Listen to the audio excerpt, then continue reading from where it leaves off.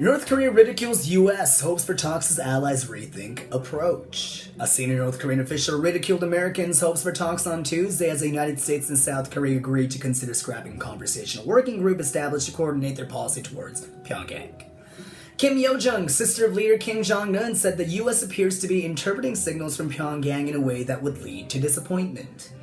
U.S. National Security Advisor Jake Sullivan said he saw an interesting signal in a recent speech by Kim Jong-un on preparing for both confrontation and diplomacy with the U.S.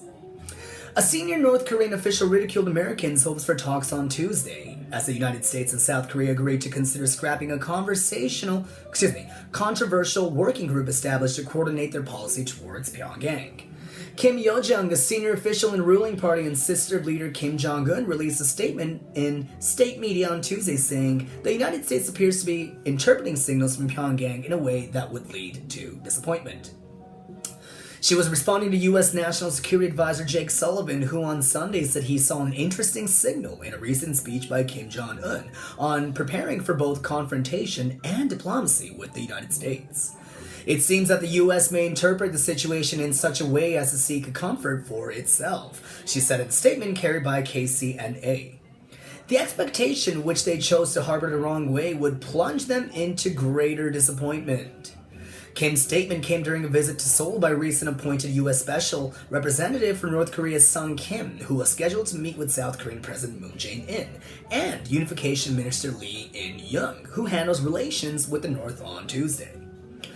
On Monday, Sung Kim said he was willing to meet with the North Koreans anywhere, anytime, without preconditions, and that he looks forward to a positive response soon.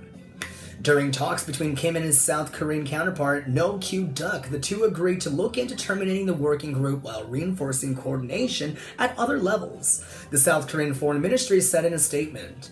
The working group was set up in 2018 to help the two allies coordinate their approaches to issues such as denuclearization talks, humanitarian aid, sanctions, enforcement, and inter-Korean relations amid a flurry of diplomatic engagement with North Korea at the time.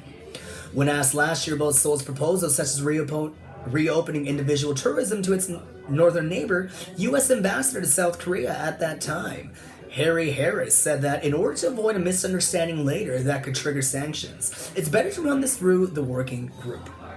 Though Harris added that it was not the United States' place to approve South Korean decisions, the remarks caused controversy in Seoul, and a former aide to South Korean President Moon Jae-in later told Parliament the working group was increasingly seen as an obstacle to inter-Korean relations. The Moon administration would see ending the working group as a goodwill gesture from new U.S. President Joe Biden, said Ramon Pancio Pardo, a Korean expert at King's College London. From a South Korean perspective, this was basically a mechanism for the U.S. to block inter-Korean projects during the Trump years. He said it would be a clever political move for Biden's administration to end the group, since consultation between Washington and Seoul will take place anyway.